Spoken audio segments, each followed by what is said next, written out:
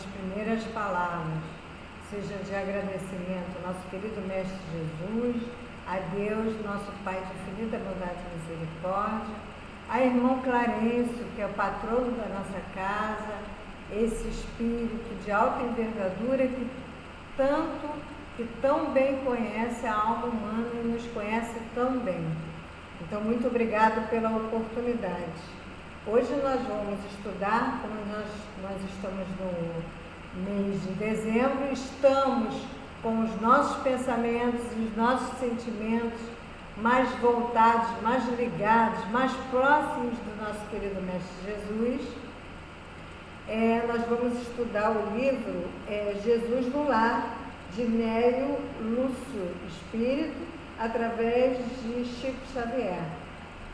Mas antes, vamos iniciar o nosso estudo, a nossa conversa, com a leitura do Evangelho segundo o Espiritismo, capítulo 10, que são os itens 7 e 8, que o item 10 é bem-aventurados que são misericordiosos. E o item 7, o sacrifício mais agradável a Deus. Se, portanto, quando fordes depor vossa oferenda no altar, vos lembrardes de que o vosso irmão tem qualquer coisa contra vós, deixai a vossa dádiva junto ao altar e ide antes de reconciliar-vos com o vosso irmão. Depois, então, voltai a oferecê-lo. São Mateus, capítulo 5, versículos de 23 a 24. E o item 8, que a gente vai ler um pedaço, que diz: quando diz, ide reconciliar-vos com o vosso irmão, antes de depordes a vossa oferenda no altar, Jesus ensina que o sacrifício mais agradável ao Senhor é que o homem faça do seu próprio ressentimento, que antes de se apresentar para ser por ele perdoado, precisa o homem haver perdoado e reparado o agravo que tenha feito a algum de seus irmãos. Só então a sua oferenda será bem aceita, porque virá de um coração expungido de todo e qualquer pensamento mau. E a gente vai parar por aqui. Vamos fazer a nossa prece para efetuarmos, para darmos continuidade ao nosso estudo. Então, que a paz de Jesus continue nos nossos corações, esteja nos nossos corações, que seja sempre em nome de Jesus, mas sobretudo em nome de Deus, Pai de infinita bondade e misericórdia. Pedimos, Jesus, Senhor, nos ampare, nos oriente, nos sustente, nos dê resistência, amplie a nossa fé e a nossa coragem, para que possamos continuar a nossa caminhada como espíritos imortais. Agradecemos a irmão Clarencio, que nos dá a oportunidade de trabalho e de estudo nesta casa abençoada. E pedimos, querido Mestre Jesus, nos permita, e sobretudo ao nosso Deus, Pai de infinita bondade e misericórdia, nos permita iniciar mais um estudo sobre o livro Jesus no Lar, especialmente no mês de dezembro, onde estamos mais próximos de Jesus e Jesus se encontra mais próximo de nós. Que a paz de Jesus continue nos nossos corações, que assim seja e graças a Deus. Então, hoje, como nós já falamos, nós vamos estudar o livro, dar uma lida no livro, na lição 42 do livro Jesus no Lar, onde Nélio Lúcio traz várias mensagens. Nélio Lúcio, através de Chico Xavier, traz várias mensagens dadas por Jesus, orientadas por Jesus, durante as assembleias, as reuniões com seus prepostos, com seus trabalhadores, com seus apóstolos, quando esteve encarnado no nosso planeta. No capítulo 1 desse livro, Jesus no Lar, Neio Lúcio traz uma informação interessante para a gente, que o capítulo 1 tem o título Culto Cristão no Lar. Em casa de Simão Pedro, Jesus traz os ensinamentos, todo o seu conhecimento acerca do Evangelho e da convivência, da vivência ali entre as famílias, entre as famílias dos apóstolos. Então, as dificuldades que todas as pessoas tinham de conviver, especialmente as famílias. Então, o Neio Lúcio nos traz que o berço doméstico, no capítulo 1 desse livro, tá? É a primeira escola e o primeiro templo da alma. Se não aprendemos a viver em paz entre quatro paredes, como aguardar a harmonia das nações do nosso planeta, a harmonia do nosso planeta, das nações que pertencem ao nosso planeta? Se nós não habituarmos a amar o irmão mais próximo, associando a nossa luta de cada dia, como respeitar o eterno Pai que nos parece distante? Como respeitar Deus que nos parece distante? A mesa de tua casa é lar do teu pão, nela recebes do Senhor o alimento para cada dia. Porque não está lá ao redor dela a sementeira da felicidade e da paz na conversação e no pensamento? E ainda, aqui no capítulo 1, Neio Lúcio nos esclarece que o Evangelho não foi iniciado sobre a multidão, mas sim no singelo domicílio dos pastores e dos animais. Jesus convida os familiares dos apóstolos à palestra edificante e à meditação, à reflexão de pensamentos e sentimentos elevada. Desenrolou os seus escritos da sabedoria e abriu na terra o primeiro culto cristão do lar. Só para a gente iniciar aí, como o Neio Lúcio esclarece para a gente, como Jesus, através desse livro Jesus no Lar, como Jesus cria, né, na terra, através da sabedoria, abre na terra o primeiro culto cristão no lar, trazendo a sua doutrina, a doutrina cristã, a doutrina do nosso querido Mestre Jesus.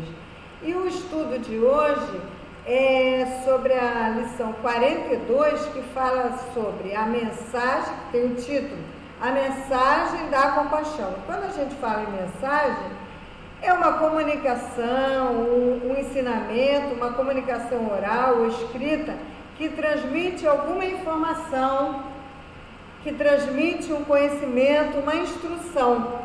E Jesus, como aceita os únicos títulos que o nosso querido Mestre Jesus aceitou, foi de mestre, né, trazendo seus ensinamentos acerca do Evangelho, e como médico, curando o corpo físico dos que já podiam ser curados, para que nós pudéssemos, nós espíritos imortais, pudéssemos trabalhar, transformar, modificar a nossa alma, o nosso espírito, fazendo o nosso progresso, nossa evolução moral, tá? E acerca do Evangelho, ainda falando sobre o Evangelho, que é a boa nova de Jesus, a boa nova, o ensinamento, as novidades trazidas por Jesus à sua época, há mais de 1022 anos atrás. Esse livro, O Mecanismo da Mediunidade, pelo espírito de André Luiz, né, que Chico Xavier nos traz também, nos elucida, nos esclarece. André Luiz fala para a gente, no último capítulo, capítulo 26 desse livro, que tem o título de Mediunidade, Jesus e Mediunidade, capítulo 26.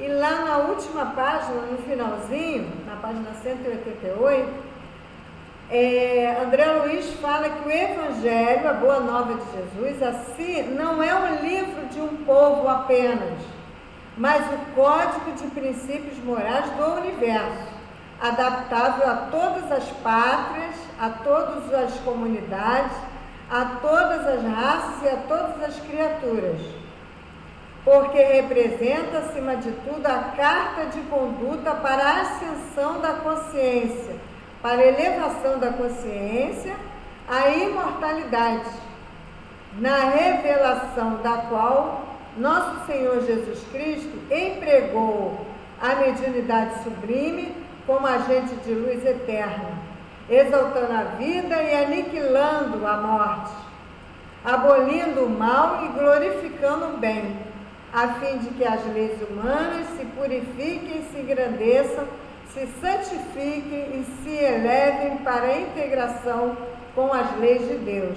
Está na última página do livro Mecanismo da Mediunidade. Quem nos traz é o nosso querido André Luiz. E também no livro Técnica da Mediunidade, de Carlos Pastorino, ele fala também que o Evangelho, mais do que é um repositório teológico, é um tratado de ciência, que significa conhecimento, apenas expresso em termos da sua época. Tá? Então, o Evangelho que nos traz Jesus, e Jesus nos traz a mensagem da compaixão, que é a mensagem do Evangelho, e compaixão. Compaixão, um sentimento piedoso de simpatia com a tragédia, com o sofrimento do outro. Vontade de ajudar o próximo a superar as suas dificuldades, seus problemas, consolando, dando suporte emocional. E é isso que nós vamos, é isso que essa mensagem, a mensagem da compaixão, nos traz. Então vamos trabalhar em cima do texto, onde Neio Lúcio fala para a gente. Dentro da noite clara, a assembleia, a reunião de pessoas com a mesma sintonia de ideias e afinidade familiar em casa de Simão Pedro, em casa de Pedro, centralizara-se no exame, na observação, na análise, na reflexão das dificuldades no trato com as pessoas, no trato das pessoas, no trato de uns com os outros, na convivência, né? Como estender os valores da Boa Nova, como instalar o mesmo dom, ou seja,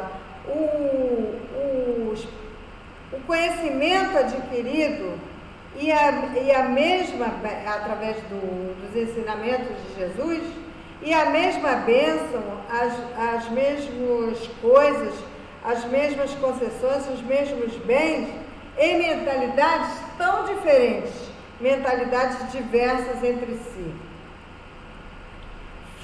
Terminado o longo debate fraternal, ali entre irmãos, né, de afinidade, de sintonia,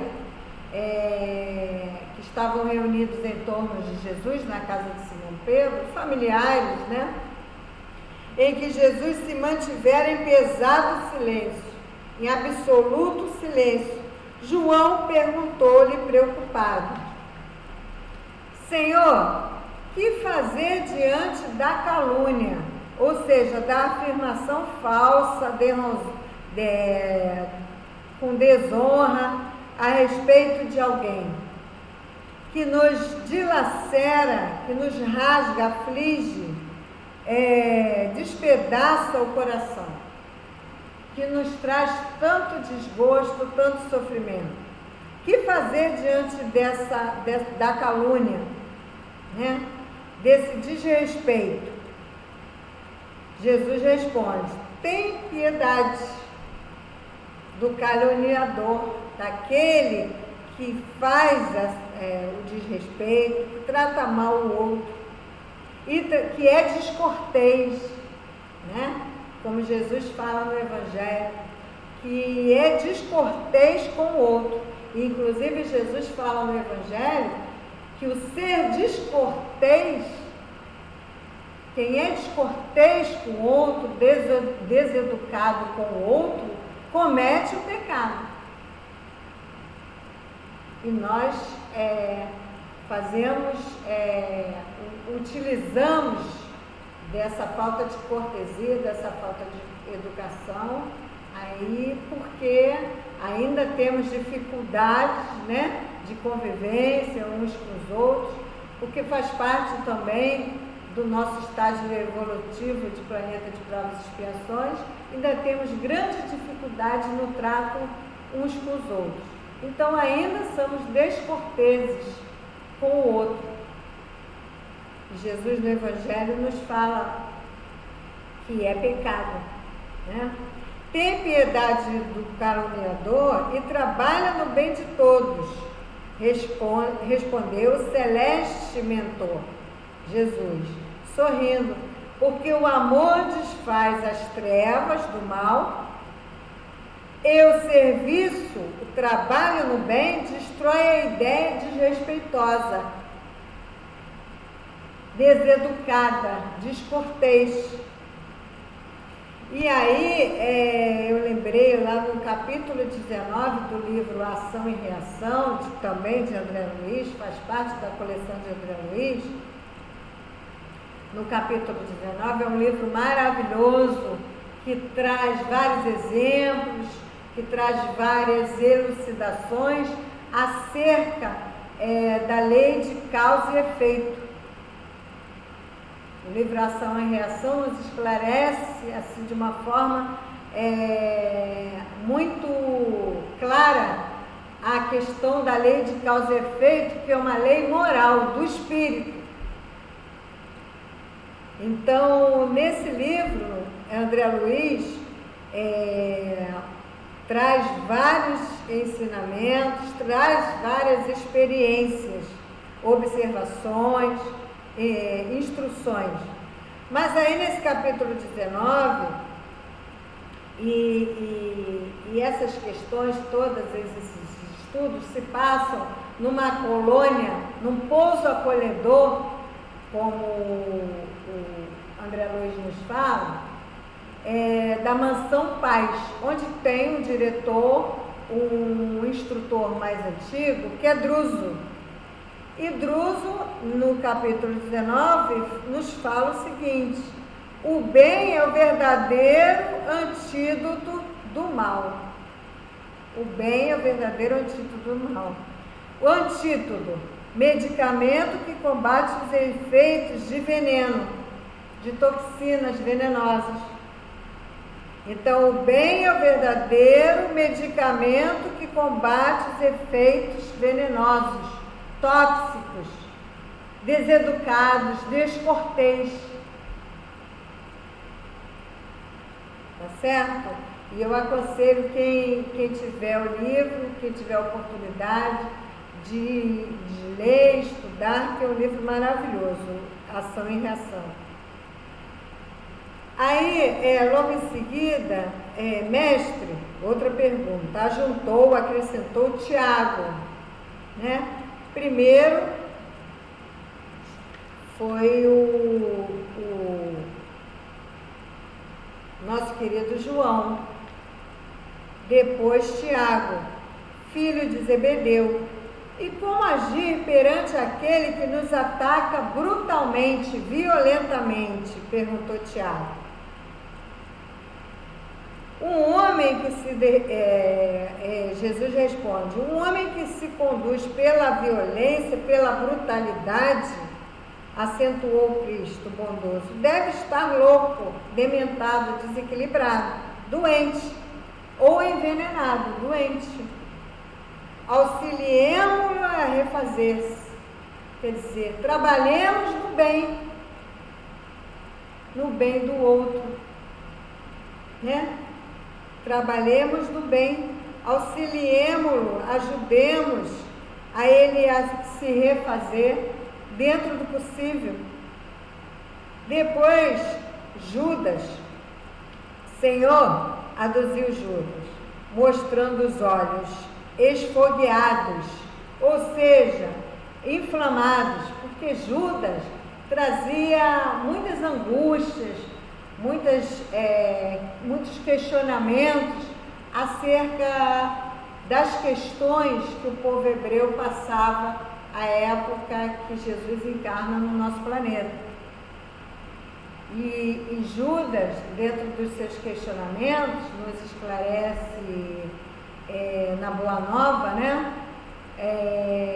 Ele queria, na verdade, a libertação do povo e achava que Jesus podia efetuar essa libertação do povo hebreu.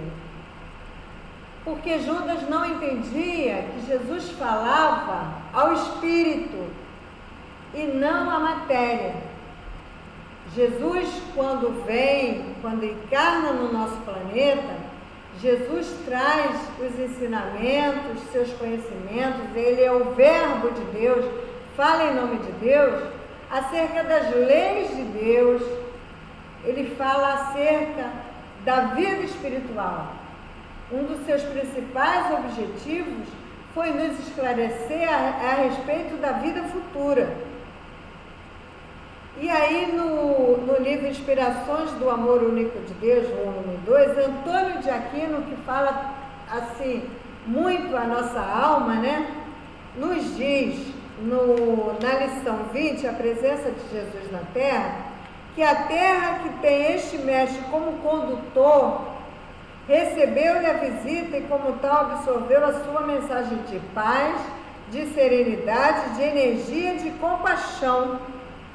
Por ter absorvido e recebido tais valores, a humanidade começou a se transformar a partir daí. Embora um esforço saudável, por que não dizer venerável, de tantos outros espíritos que o antecederam.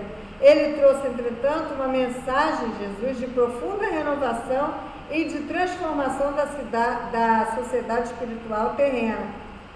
Com a sua presença, milhões de espíritos puderam aproximar-se das suas vibrações de luz, multidões ouviram-lhe a palavra e ficaram marcadas imorredoramente, ou seja, para a vida toda, que não morre.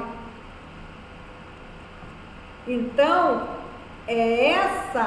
o Natal, o nascimento de Jesus nos traz essas informações através do seu evangelho. Mas continuando aqui com Judas, Senhor aduziu Judas,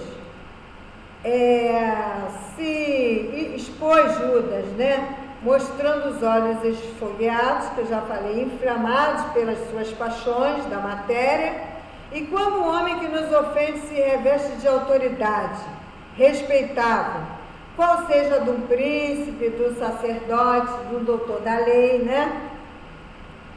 Com todas as aparências do ordenador consciente e normal. Jesus responde: a serpente pode ocultar-se no ramo de flores, e há vermes que se habituam nos frutos de bela apresentação. O homem de elevada categoria, elevada classe, que se revele violento e cruel, se revele através das paixões da matéria, né? E não das leis que Jesus vem nos trazer, que é a lei de justiça, amor e caridade, é enfermo, é doente. Ainda assim, compadece-te dele, porque dorme num pesadelo de escuras ilusões, do qual será constrangido, obrigado a despertar, a acordar. Ampara-o, né? Dê proteção, amparo, como puderes, e marche em teu caminho, agindo na felicidade comum, fazendo o serviço, o trabalho no bem. O bem como verdadeiro é o verdadeiro antídoto do mal. Então trabalha no bem para a transformação, para a modificação moral do outro trabalhando no bem para a transformação e para a renovação moral do outro, estamos trabalhando para a nossa própria elevação, para a nossa própria evolução moral. E aí, temos a questão 625, que é sempre importante a gente relembrar, né, lá do Livro dos Espíritos, onde Kardec pergunta qual o tipo mais perfeito que Deus tem oferecido ao homem para lhe servir de guia e modelo e para trazer os seus ensinamentos e para ser verbo de Deus, do Pai. Resposta: Jesus. Falando sobre as paixões aqui em relação ao questionamento de Judas, na questão 907 do Livro dos Espíritos, Kardec pergunta: será substancialmente mau o princípio originário das paixões, embora esteja na natureza das paixões da matéria? Resposta: não. A paixão está no excesso que se acresceu à vontade, visto que o princípio que lhe dá origem foi posto no homem para o bem, tanto que as paixões podem levá-lo à realização de grandes coisas.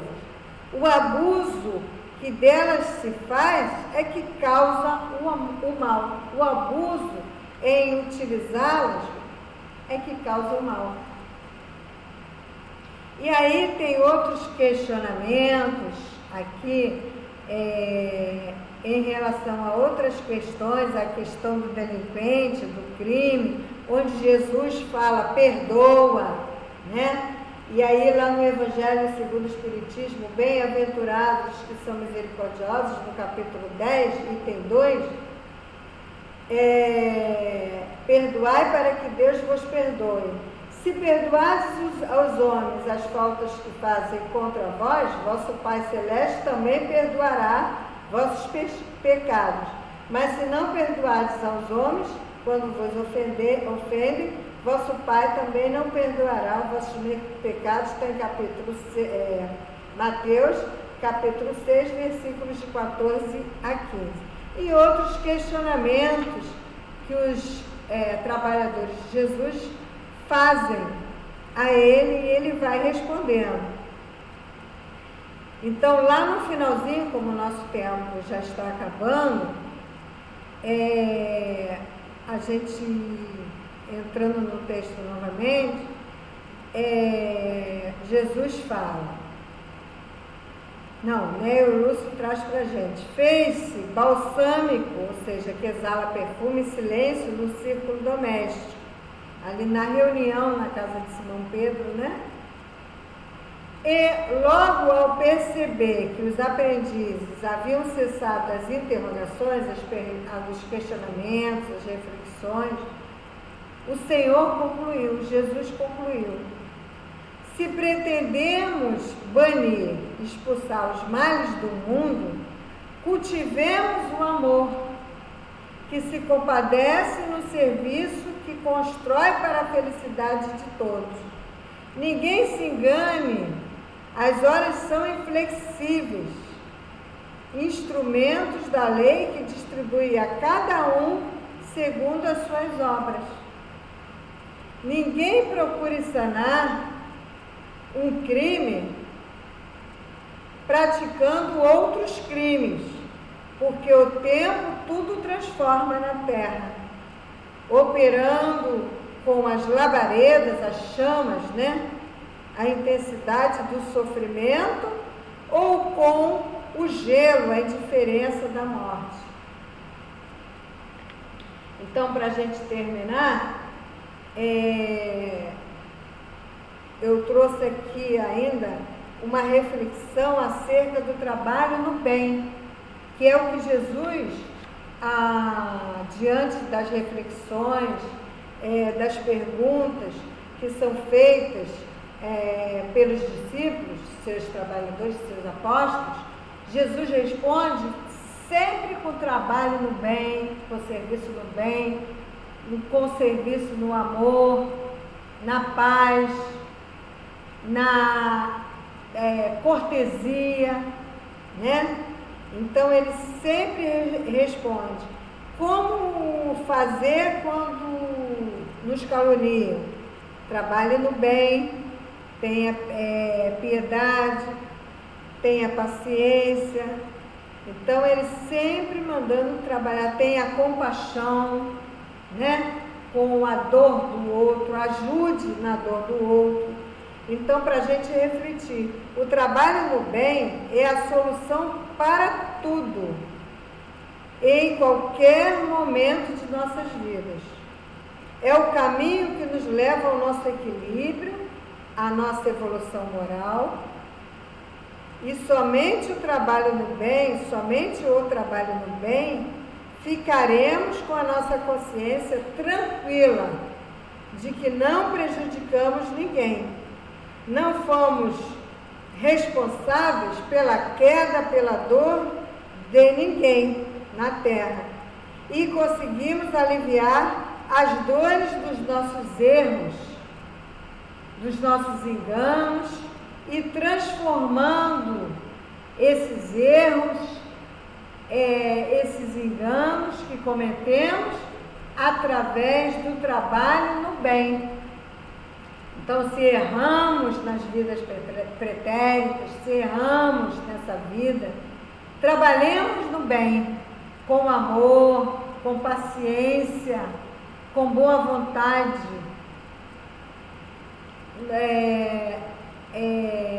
nos esclarecendo, nos fortalecendo com o Evangelho de Jesus, absorvendo a resistência com o Evangelho do Mestre Jesus, com a boa nova do Mestre Jesus, com seus ensinamentos.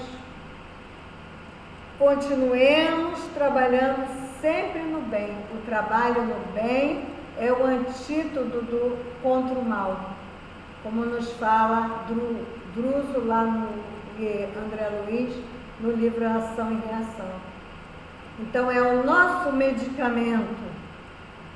O trabalho no bem é o nosso medicamento, onde nós vamos adquirir forças para os nossos desequilíbrios, para as nossas doenças, para as nossas enfermidades, e vamos dar continuidade na nossa caminhada como espíritos imortais,